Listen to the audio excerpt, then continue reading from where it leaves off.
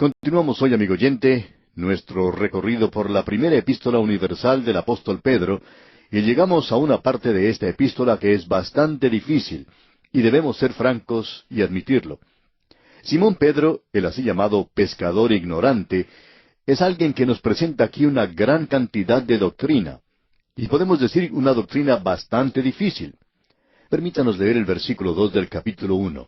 Dice: elegidos según la presciencia de Dios Padre en santificación del Espíritu, para obedecer y ser rociados con la sangre de Jesucristo.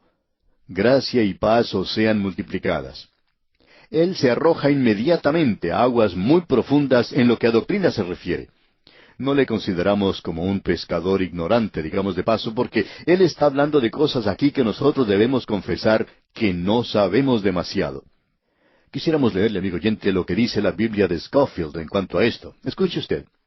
El acto soberano de Dios en la predeterminación, elección y predestinación se originó lógicamente en una decisión divina, basada en su omnisciencia eterna de todos los problemas y de todos los planes posibles de la acción. El orden, lógico, no cronológico, es omnisciencia, decisión divina, predeterminación, elección, predestinación y presciencia. Ya que la decisión de Dios es eterna, así también su presciencia es eterna.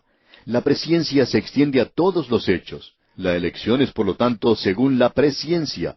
La presciencia es según la elección, indicando que ambas están en un acuerdo perfecto. Hasta aquí lo que dice la Biblia de Scofield. ¿Sabe usted, amigo oyente, lo que eso significa? Bueno, debemos confesar, amigo oyente, y esperamos que usted no divulgue esto, pero debemos confesar que nosotros no sabemos lo que esto significa. Nos revela el hecho de que estamos tratando en realidad aquí con el lado de Dios de este problema. Ahora permítanos leer una declaración un poco más sencilla en cuanto a la elección. Quisiéramos mencionar lo que el doctor Schaeffer tiene que decir en su libro de doctrina. Creemos que nos va a ayudar y lo dice mucho mejor de lo que podemos decirlo nosotros. Escuche usted. Dice el doctor Schaeffer: habiendo reconocido el derecho soberano de Dios sobre su creación y habiendo asignado a Él el propósito racional en todo su planeamiento, la verdad contenida en la doctrina de elección sigue una frecuencia natural como la función necesaria de alguien que es divino. Ahora eso es algo mucho más fácil de entender para mí. Debemos reconocer que nuestro Dios es un Dios soberano y que este es su universo. Él lo creó. No sabemos por qué Él lo creó, no sabemos por qué lo creó de la manera en que lo hizo. ¿Por qué no nos dio un poco más de tierra para que tuviéramos un poco más de espacio donde estacionar nuestros automóviles? No sabemos por qué lo hizo Él de esta manera, pero así es como Él lo hizo. Y Él sigue ciertas leyes naturales, y nosotros las llamamos naturales, pero son suyas. Y Él las podría haber hecho para que se sometieran a otras leyes, si así lo hubiera querido. Ya que Dios es absolutamente omnisciente, Él conoce todo. Ya que Él es omnipotente, Él tiene todo poder. Y ya que Él es un Dios soberano, creemos que Él puede hacer todo lo que quiere y que es consistente con su carácter. Ahora Él tiene el derecho de planear para el futuro. Aparentemente Él hizo algún planeamiento. Nosotros los llamamos los decretos que Dios tenía en mente al mismo principio, es decir, un plan que Él iba a seguir. Este es en todo su universo. Él lo hizo. Él nunca me preguntó a mí en cuanto a esto. En realidad, Él nunca me preguntó a mí si yo quería nacer o no. Él podía haberme dejado de lado. Él podía haberle dejado a usted de lado, amigo oyente, pero Él no lo hizo. Y gracias a Dios que no hizo eso. Me alegro que Él me llamó y que Él le está llamando a usted. Y luego hubo el decreto para permitir la caída. Creemos que hubo necesidad de mucho planeamiento de parte de Dios cuando Él creó a este agente moral libre llamado hombre, y Él llegaría a caer cuando Dios le dio a Él libertad para elegir, porque así es la humanidad. Un hombre fue creado perfecto, pero la humanidad decidió y eligió desobedecer a Dios. Bien, Dios ha hecho arreglos para esto. Hubo un decreto para elegir algunos para la salvación. Dios no lo consideró una pérdida total. Y la cruz de Cristo, amigo oyente, no es una ambulancia enviada a un accidente. Dios tuvo todo eso planeado, todo ya preparado, y luego Él hizo un decreto por medio del cual proveía un Salvador. Él envió un Salvador al mundo, por cierto que hizo eso. Y Él hizo un decreto que Él iba a salvar a todos aquellos que fueran a Él, los elegidos. Usted puede llamarles lo que quiera llamarles, pero el hecho de que Él les ha elegido hace de ellos los electos. Ahora alguien quizá diga, bueno, Él no eligió a los otros. Amigo oyente, no encontramos eso en ninguna parte. Lo que sí podemos ver es lo que el Señor Jesucristo dijo. Todo lo que el Padre me da, vendrá a mí, y el que a mí viene, no le echo fuera. Usted tiene que ir a Él, amigo oyente. Él presenta una invitación. Venid a mí, dice. Y esa es una invitación legítima. Él dice, todo aquel que quiera. Por tanto, tiene que haber una respuesta, una reacción. Y esa reacción es su responsabilidad, amigo oyente, y es mi responsabilidad.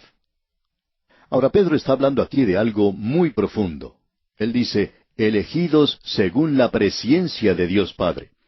Amigo oyente, Dios no solo conoce el plan que está siguiendo hoy, sino que conoce todo el plan. Él conoce el plan que está siguiendo, pero tiene que haber habido una cantidad infinita de planes. Él está siguiendo este en particular. ¿Por qué? Porque Él eligió hacerlo. Él está en control de todo. Nosotros nos olvidamos con frecuencia que somos simplemente sus criaturas.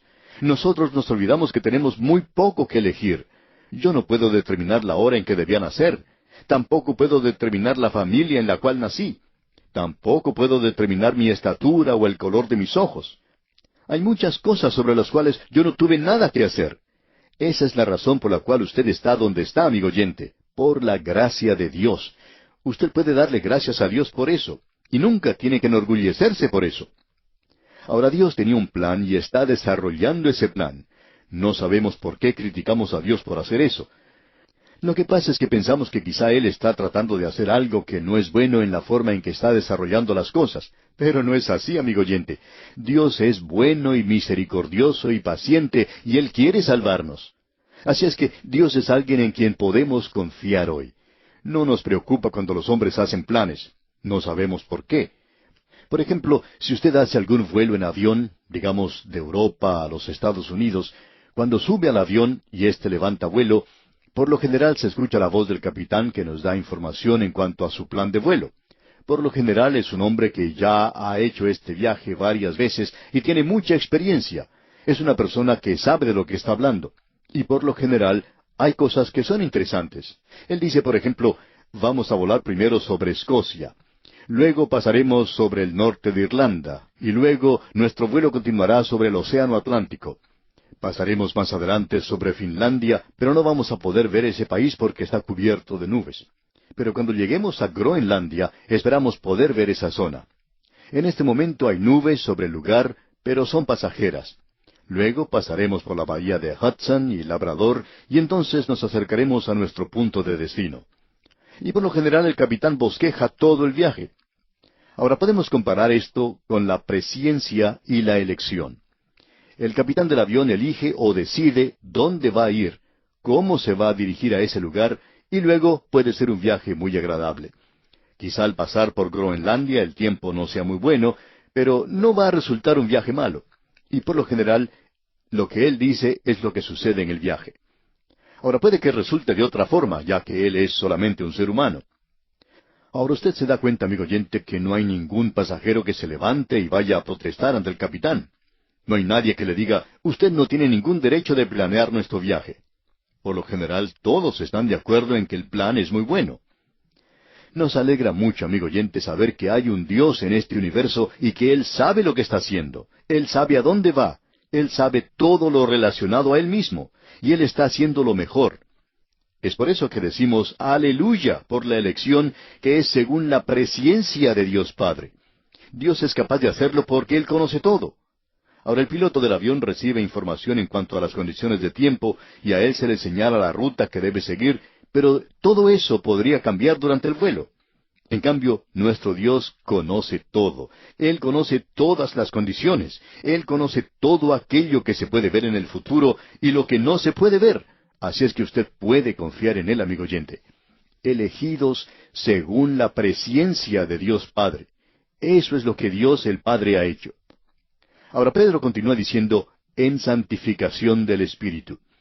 Ya hemos dicho anteriormente que cuando la santificación se identifica con Cristo, indica que Él es nuestra santificación y nosotros somos completos en Él.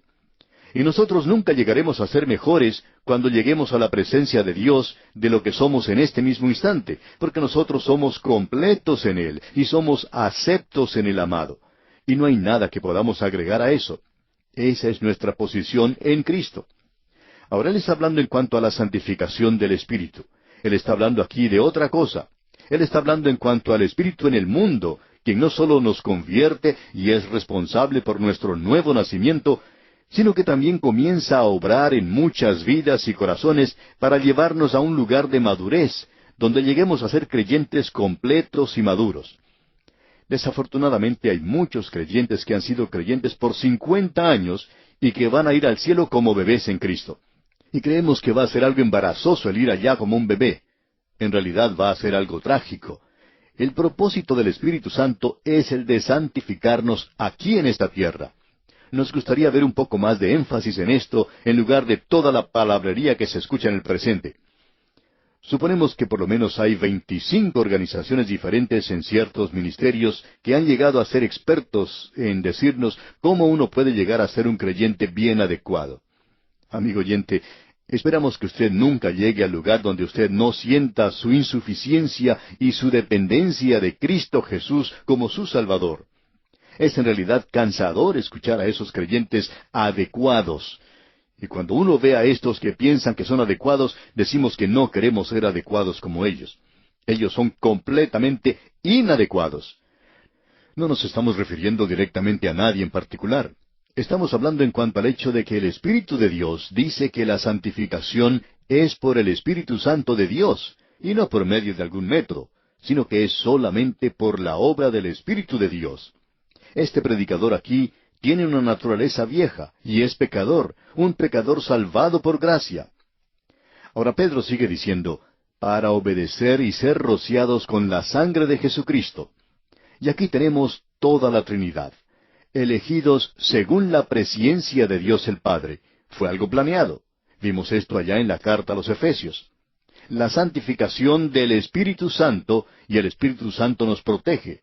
Y es por medio de la sangre de Jesucristo. Ahora podemos probar esto. Alguien quizá pregunte, ¿cómo puedo saber yo que soy uno de los elegidos? Amigo oyente, usted puede saber si lo es o no lo es. ¿Le ha llevado a usted a la obediencia? ¿Es Cristo realmente su Señor? ¿Es dueño absoluto de todo su ser, quien controla todo su ser? Y si lo es, entonces usted le ama. Él dice, si me amas, guarda mis mandamientos. Eso es número 1, si usted le ama. Luego, obediencia. La obediencia significa que usted le obedece a Él. Usted no hace lo que quiere hacer y luego llama a eso la voluntad de Dios, sino que quiere decir que es obediencia. Ahora Pedro dice aquí, ser rociados con la sangre de Jesucristo. Amigo oyente, hay mucho silencio hoy en cuanto a la sangre de Jesucristo, aun en lugares que se consideran fundamentales. La sangre de Cristo, mientras corría por sus venas, no tenía ningún valor. Cuando Él estuvo en la cruz y esa sangre fue derramada, y creemos que su cuerpo quedó sin una gota de sangre, toda salió de Él y cayó allí al pie de la cruz, y eso nos suena como algo muy estético. Alguien contaba que una señora muy distinguida fue a ver al nuevo pastor de su iglesia en una ocasión, y le dijo que el pastor anterior hablaba demasiado en cuanto a la sangre de Cristo, y que ella esperaba que él no iba a hacer una cosa muy grande de la sangre de Cristo. El nuevo pastor la miró y sonriente le dijo, «Señora, puedo asegurarle que no voy a hacer algo demasiado grande de la sangre de Cristo». Ella ya estaba a punto de contestarle, «Bueno, eso está muy bien», cuando él continuó diciendo, «¿Sabe una cosa? La verdad es que uno nunca puede hacer algo lo suficientemente grande de la sangre de Cristo». Y amigo oyente, no creemos que uno deba tratar la sangre de Cristo de manera cruda y vulgar. A veces se la trata de esa manera, pero amigo oyente, cuando esa sangre fue derramada, Él entregó su vida. La vida de la carne está en la sangre, dice la Escritura. Es derramada esa sangre por usted y por mí, para que nosotros tengamos vida. Y el apóstol Pedro está hablando aquí a aquellos que crecieron en el judaísmo. Ellos conocían lo que el Antiguo Testamento decía. Él está escribiendo a aquellos de la dispersión, los judíos más prominentes que estaban entonces en el Asia Menor, en una zona o área específica. Él está usando aquí palabras que ellos comprendían muy bien. El sumo sacerdote en el día de la expiación tomaba la sangre y entraba al lugar santísimo y salpicaba esa sangre 7 veces sobre el propiciatorio. Ahora el Señor Jesucristo ha tomado su sangre al trono de Dios, al trono que nos mira y nos dice que somos pecadores culpables. Pero Él salpicó ese trono con su sangre. Él entregó su sangre y así pagó el castigo del pecado. Y ahora ese trono de juicio es un trono de gracia al cual podemos acercarnos y podemos tener salvación. Amigo oyente, el Evangelio no ha sido predicado a no ser que usted diga algo en cuanto a la sangre de Cristo. Quizá le ofenda a usted estéticamente, y esa es la ofensa de la cruz. Él derramó su sangre, y no es algo muy lindo, por cierto, pero mi pecado tampoco es algo hermoso. Eso es lo que es horrible verdaderamente en cuanto a la cruz en la cual Él tuvo que morir por usted y por mí. Y debemos tener eso en cuenta, debemos tener eso delante de nosotros. En cierta ocasión tuvo lugar un accidente en un cruce del ferrocarril. Un tren había chocado contra un automóvil. 2 o 3 personas murieron en ese accidente. Hubo un juicio en el tribunal y el hombre que estaba a cargo de ese cruce del ferrocarril estaba siendo interrogado por un abogado. El abogado le preguntó, ¿dónde estaba usted en el momento del accidente? Y este hombre respondió, estaba en el cruce de la vía del tren. El abogado le preguntó, ¿tenía usted una linterna? Este hombre contestó que sí. ¿Movió usted esa linterna para alertar sobre el peligro? Y él dijo, por cierto que sí. Y luego el abogado dijo que no tenía más preguntas para él. Cuando este hombre salió del tribunal, alguien le escuchó susurrar para sí mismo, menos mal que no me preguntaron si había luz en la linterna, porque la luz se había apagado. Amigo oyente, hay muchas linternas hoy que se mueven de un lado para otro en nombre del fundamentalismo, del evangelismo y del conservatismo, pero esas linternas no tienen ninguna luz. Es la sangre de Cristo, como dice Pedro aquí, rociados con la sangre de Jesucristo. Ahora él llega a unas palabras claves. Dice, gracia y paz os sean multiplicadas. A causa de la obra de la Trinidad, Dios pensó en usted. Cristo murió, y el Espíritu viene a morar en usted para hacer de usted una mejor persona. Y Cristo derramó su sangre para que usted pudiera tener perdón de sus pecados. Dios puede salvarle por su gracia. Y Pedro dice aquí, gracia y paz os sean multiplicadas. Usted nunca podrá tener paz, amigo oyente, si no es la paz de Dios. Amigo oyente, si usted pertenece a algún curso y usted no es un creyente en Cristo, si usted no cree que Cristo derramó su sangre por sus pecados, usted no puede tener paz en su corazón. No es necesario que nos informe eso. Usted no puede tener paz porque la paz es Cristo, y la seguridad y el gozo le viene a usted cuando sabe que sus pecados han sido perdonados. No estamos mostrando una linterna que no tiene luz. No estamos hablando de algo que es sencillamente una teoría. Estamos diciendo lo que Simón Pedro dijo. Ese pescador sabía muy bien esto porque Jesús se lo había dicho a él personalmente. Él sabía esto porque él vio morir a Jesús. Él vio dónde fue sepultado y le vio después de haber resucitado. Y este hombre sabía muy bien esto en su corazón. Él era un hombre que antes había sido insípido, mimado, titubeante, indeciso. Pero ahora es un hombre firme como una roca y él podía pararse en el día de Pentecostés y predicar el Evangelio y finalmente ser crucificado. Y él puede escribir una epístola como esta. Por eso decimos que esta es la palabra del Dios viviente a la cual estamos contemplando en este día. Así es que, amigo oyente, esa es una declaración tremenda la que encontramos aquí en el versículo 2 de este primer capítulo de la primera epístola del apóstol Pedro. Y vamos a detenernos aquí por hoy. Es sorprendente en realidad ver lo que hemos dicho, porque no sabemos mucho en cuanto a estas dos doctrinas tan tremendas. La elección es algo del lado de Dios. Él nunca nos ha informado en qué forma Él hace esto. Él sencillamente nos dice que confiemos en Él. Y amigo oyente, pensamos que esto es lo más importante, esto es lo esencial, confiar en el Señor Jesucristo. Bien, amigo oyente, vamos a dejar aquí por hoy. Y Dios mediante, en nuestro próximo programa, continuaremos nuestro estudio de este primer capítulo de la primera epístola universal del apóstol Pedro.